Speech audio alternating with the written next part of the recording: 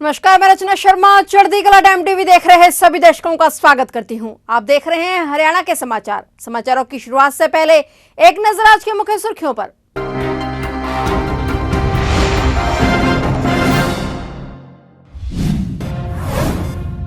Panipat refinery को CM Manohar Lal की सौगात, 3 गांवों की 349 एकड़ पंचायती जमीन अधिग्रहण की दी मंजूरी। कैथल में ईडी की रेड, अनाज मंडी में आड़ती की दुकान में हुई चेकिंग, 12 टीमें सुबह से कर रही छानबीन। नूह में हुई हिंसा के मामले में दंगाइयों की धरपकड़ में लगी पुलिस, इस केस में 245 से ज्यादा आरोपी हो चुके हैं गिरफ्तार।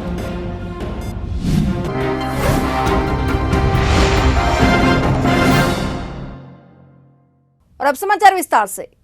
हरियाणा सरकार ने इंडियन ऑयल कॉर्पोरेशन की पानीपत रिफाइनरी के विस्तार के लिए साथ लगते आसन कलां, खंडरा और बाल जटान गांवों के 349 एकड़ पंचायती जमीन का अधिग्रहण करने को मंजूरी प्रदान कर दी है। मुख्यमंत्री मनोहर लाल की अध्यक्षता में उनके सरकारी निवास पर हुई बैठक में यह निर्णय लिया गया। बैठक में विकास एवं पंचायत मंत्री देवेंद्र सिंह बबली भी उपस्थित थे। जमीन भाव के अलावा रिफाइनरी अलग से 10 लाख रुपए प्रति एकड़ की दर से गांव के विकास कार्यों के लिए राशि का भुगतान करेगा। उल्लेखनीय है कि पानीपत रिफाइनरी कॉम्प्लेक्स 4200 एकड़ से अधिक क्षेत्र में स्थापित है।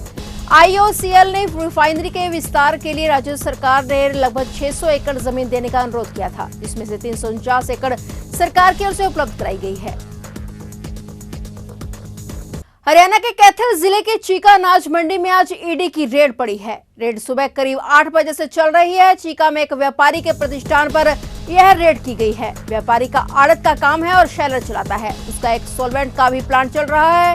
इसके साथ ही 2 कोठियां भी बनी हुई हैं। ईडी टीम के सदस्य रेड के दौरान दस्तावेजों की जांच कर रहे हैं। शुरुआती जानकारी के अनुसार बताया जा रहा है कि टीम ने यह छापेमारी पूर्णचंद छज्जूराम की फर्म की 4 अलग अलग जगहों पर दी है। ईडी की करीब 12 टीमें सुबह 8 बजे ही फर्म के 4 ठिकानों पर पहुंच गई थी। कर्नाटक विधानसभा चुनाव 2023 में प्रभारी के रूप में कांग्रेस को शानदार जीत दिलाने वाले महासचिव रणदीप सिंह सुरजेवाला का कद बढ़ाया गया है। उन्हें पार्टी ने मध्य प्रदेश के प्रभारी की जिम्मेदारी सौंपी है, जिससे हरियाणा के गृह एवं स्वास्थ्य मंत्री अनिल विज भड़क गए। उन्होंने ट्वीट किया कि हिंदुस्तान के लोगों को राक्षस कहने वाले कांग्रेस के नेता रणदीप सिंह सुरजेवाला को राहुल गांधी ने मध्य प्रदेश का प्रभारी बनाकर बड़ा तोहफा दिया है। कांग्रेस ने लोगों को राक्षस बताने वाली मानसिकता पर मोहर लगा दी है। हिंदुस्तान के लोगों को राक्षस कहने वाले कांग्रेस के नेता रणदीप सिंह सुरजेवाला को राहुल गांधी ने मध्य प्रदेश का प्रभारी बनाकर बड़ा तोहफा दिया है। कांग्रेस ने रणदीप सुरजेवाला को यह जिम्मेदारी ऐसे वक्त में दी है जब हाल ही में सुरजेवाला ने कैथल में भाजपा को वोट देने वालों को राक्षस कह दिया था, जिसकी भाजपा की तरफ से तीखी आलोचना भी हुई। बता दें कि इस मामले में अब सुरजेवाला की मुश्किलें बढ़ने वाली हैं। दरअसल इस मामले में आज दिल्ली के रोहिणी थाने में कांग्रेस नेता सुरजेवाला के खिलाफ शिकायत दी गई है। शिकायतकर्ता की शिकायत पर पुलिस ने मामला दर्ज कर लिया है। हरियाणा के नूह में हुई हिंसा के मामले में पुलिस दंगाइयों की धरपकड़ में लगी हुई है। ब्रजमंडल यात्रा हिंसा मामले में 12 और आरोपियों को गिरफ्तार किया गया है। इसी के साथ अब तक गिरफ्तार हुए आरोपियों की संख्या 245 हो गई है। वहीं पुलिस ने अब तक 60 एफआईआर दर्ज की हैं। दूसरे सोशल मीडिया पर अफवाह फैलाने के संबंध में भी 11 लोगों पर एफआईआर दर्ज कर एक आरोपी को गिरफ्तार किया गया है। पुलिस ने इस हिंसा में शामिल आरोपियों को पकड़ने के लिए वरिष्ठ अधिकारियों की अध्यक्षता में 8 टीमों का गठन किया हुआ है, जो जगह जगह छापेमारी कर आरोपियों की पहचान कर रही हैं। इसके अलावा जिला में 3 डीएसपी स्तर के अधिकारियों की अध्यक्षता में एसआईटी गठित की गई है, जो गहनता से मामले की जांच कर रही है। प्रदेश के सरकारी स्कूलों के हालात सुधारने के लिए सरकार ने प्लान तैयार किया है। इसके लिए जल्द 11,000 टीचर्स की नियमित भर्ती होगी। 9,000 टीचर्स हरियाणा रोजगार कौशल निगम HKRN के तहत नियुक्त होंगे। स्कूलों में सुविधाएं बढ़ाने के लिए 198 करोड़ रुपए जारी भी कर दिए गए हैं। शिक्षा मंत्री कंवरपाल गुर्जर ने बताया कि स्कूलों में जल्द ही 11,000 टीचर रेगुलर और 9,000 HKRN के तहत नियुक्त होंगे। स्कूलों में 6 तरह की सुविधाएं बढ़ाने के लिए कहा गया है। इसमें पेयजल, शौचालय, 4 दीवारी, रास्ता, खेल का मैदान और ड्यूल डेस्क शामिल हैं। उन्होंने कहा कि 2023-24 के लिए स्कूलों में कई सुविधाएं बढ़ाने की योजना है। इसके लिए 280 करोड़ रुपए का बजट है। सेकेंडरी के लिए 170 करोड़ और एलिमेंट्री यानी पहली से 8वीं तक के लिए 110 करोड़ रुपए का बजट तय किया गया है। सेकेंडरी के लिए 120 करोड़ और 8वीं तक के लिए 78 करोड़ रुपए भी जारी कर दिए गए हैं। हरियाणा के रहने वाले एल्विश यादव का जादू हर किसी पर छाया हुआ है। उन्होंने बिग बॉस ओटीटी में शानदार जीत हासिल की है। वहीं अब हरियाणा के मुख्यमंत्री मनोहर लाल से एल्विश यादव ने मुलाकात की है। इस अवसर पर सीएम ने उन्हें बिग बॉस जीतने पर बधाई दी है। सीएम ने एल्विश के साथ एक्स पर फोटो भी साझा की है। सीएम मनोहर लाल ने फोटो शेयर करते हुए लिखा कि हरियाणवियों का दबदबा हर क्षेत्र में जारी है। सीएम ने कहा कि बिग बॉस ओटीटी 2 के विजेता एल्विश यादव से आज संत कबीर कुटीर मुख्यमंत्री आवास पर भेंट की। इस दौरान उन्होंने इस शो को जीतने पर हार्दिक बधाई एवं उज्जवल भविष्य के लिए शुभकामनाएं दी। हरियाणा के कुरुक्षेत्र जिले से बेहद ही दर्दनाक हादसा सामने आया है। यहां बैंक प्रबंधक सहित 5 लोग उत्तराखंड में हुई लैंडस्लाइड का शिकार हो गए। बता दें कि शहर के सेक्टर 4 के रहने वाले 6 लोग उत्तराखंड घूमने गए थे। जानकारी के मुताबिक उत्तराखंड के पौड़ी गढ़वाल जिले के यमकेश्वर के पास गांव मोहन चट्टी में मूसलाधार बारिश से हुए लैंडस्लाइड की चपेट में आने से परिवार के सभी सदस्य बह गए। ये सभी एक रिजॉर्ट में ठहरे हुए थे। इस हादसे में बैंक प्रबंधक कमल वर्मा, पत्नी निशा, भतीजा निशांत, बेटा निर्मित और उनके साले के मोंटी की भी मौत हो गई। हादसे में कमल वर्मा की बेटी कृतिका ही केवल जिंदा बची है। बताया जा रहा है कि कमल वर्मा रविवार की छुट्टी के कारण परिवार और साले मोंटी और भतीजे निशांत के साथ पहाड़ों की सैर पर निकले थे, लेकिन वहां जमकर बारिश हुई और लैंडस्लाइड होने की वजह से रिजॉर्ट पानी और मलबे के साथ बह गया था। गांव झांसा में मारकंडा नदी में पानी काफी दिनों से लगातार आ रहा है। गांव कठवा और मुगल माजरा के पास 4 एकड़ का बांध टूटने से मारकंडा नदी का पानी ओवरफ्लो होने के कारण गांव तंगोर साइड झांसा के करीब 3 एकड़ धान की फसल नष्ट कर चुका है। लगातार 40 दिन से पानी इन खेतों में चल रहा है। शुरू में यहां पर 8 फुट के करीब पानी आया था और आज भी 4 से 5 फुट के करीब पानी लगातार चल रहा है। किसानों का कहना है कि अगर सरकार ने बांध नहीं बनाया तो हमारे खेतों से पानी नहीं सूखेगा, इसलिए आने वाले समय में जो अगली फसल है उसकी बुआई भी नहीं हो सकेगी। इस रेतीले पानी की वजह से ट्यूबवेल जाम होने का भी खतरा मंडरा रहा है। हमारे यहाँ 8 तारीख 7वें महीने की जब भारी वर्षा हुई थी, उस टाइम हमारी ये जीरी डूबनी शुरू हो गई थी और 9 तारीख को ये बाबा मारकंडे का पानी आना शुरू हो गया और 10 तारीख को यहाँ 8 से 10 फुट पानी हमारे इलाके में आया। इतना ज़्यादा पानी आने का कारण जो मुगल माजरा और कठवा के बीच में 4 किले का बांध टूट चुका है मारकंडे का, वो ज़मीन के लेवल के बराबर हो गया, समतल हो गया है।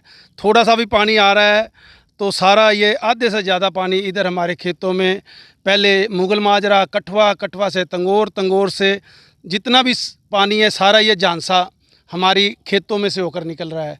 ये लगभग इसको जी 40-41 दिन हो गए हैं। तो ये पहले 8 फुट पानी था, 10 भी था, अब भी आज के दिन आज 17/8/2023 के दिन भी ये 4 से 5 फुट, कहीं कहीं 6 फुट पानी भी है जो झांसा के खेत हैं। जो भी मीडिया है सभी तंगोर का नाम लेते हैं, कठवे का नाम लेते हैं, मुगल माजरे का नाम लेते हैं, किसी ने भी हमारे झांसे का नाम नहीं लिया, हमारी सुध नहीं ली। आज तक हमारे पास कोई भी पटवारी, कानूगो, तहसीलदार किसी ने भी इस पानी की रिपोर्ट आगे नहीं भेजी। हमें अब थोड़ा दुखी होकर, तंग होकर, परेशान होकर हमने थोड़ा न्यूज़ का सहारा लिया भी हमारी रिपोर्ट ये मुख्यमंत्री मनोहर लाल जी के पास पहुँचे भी वो आके सर्वे करवाए। वाकई हमारी जो फसल है यहाँ पर बिल्कुल बर्बाद हो चुकी है। 2 गांव खरोग और बालग में कई घरों में दरारें आने से ग्रामीण भय के साए में जी रहे हैं। गांव खरोग में जमीन के साथ आधा फुट तक घर दब गए हैं। दोनों गांवों में दरारें आने के कारण ग्रामीण भय के साए में जीने को मजबूर हो रहे हैं, जिसके चलते बालग पंचायत के सरपंच कृष्ण शर्मा ने जिला उपायुक्त पंचकुला और अतिरिक्त उपायुक्त से गांव के नीचे बचाव दीवारें लगवाने और गांवों का दौरा करके गांव के घरों में आई दरारों की जांच करवाने की मांग की है। तकरीबन सभी घरों में है जी, और ये पूरा गांव नीचे खाई की तरफ धंस रहा है और ये पूरा एक तरफ से लगा लो कि गांव का पलायन है और प्रशासन की कोई सुनवाई नहीं है। देखो दरवाजे अलग हो चुके हैं और अभी बरसात हो रही है ऊपर से, और कम से कम 2-3 फुट देखो, ये देखो वार पार, और प्रशासन से कोई उम्मीद नहीं है भाई, हमें अब तक कोई देखने नहीं आया यहाँ। कब से हो रही है? सिवाय सरपंच के। ये कब से हो रही है? जब से बरसात शुरू हुई है तब से धीरे धीरे धस कर है। पहले भी न्यूज़ में खबरें आई हैं, पेपर में भी दिया है, लेकिन हालत खराब है। पर ये घर खाली करवा दिए हैं। अभी ये लोग खड़े हैं, ये घर भी खाली करना है। अभी एक साथ में घर वो भी खाली करना है, लेकिन जाएं तो जाएं कहाँ? आप सरकार को क्या कहना चाहते हैं? सरकार से कहना चाहते हैं कि यहाँ के मौका तो देखें। ये लोग हैं 5-5 6-6 बच्चे हैं, कहाँ लेके जाएंगे इनको? है कोई रैन बसेरा नहीं है, कुछ नहीं है। एक चौपाल है, वो भी कम से कम वो भी जर्जर हालत में, वो भी कभी गिर सकती है ऊपर। बताओ कहाँ लेके जाएं? फरीदाबाद में आशा वर्कर ने अपनी हड़ताल को जारी रखने का फैसला किया है। बता दें कि पूरे हरियाणा में आशा वर्करों ने 3 दिन की हड़ताल की थी, लेकिन उसके बाद हड़ताल को 17 तारीख तक कर दिया गया था। अब इस हड़ताल को और आगे जारी रखने का फैसला किया गया है। आशा वर्कर यूनियन की प्रधान हेमलता ने बताया कि सरकार के द्वारा कोई वार्तालाप न होने पर इसे और आगे बढ़ा दिया गया है। उन्होंने कहा कि जब तक सरकार उनकी मांगों को पूरा नहीं करती, फरीदाबाद की 1000 आशा वर्कर ऐसे ही हड़ताल पर बैठी रहेंगी और हड़ताल आगे भी जारी रहेगी।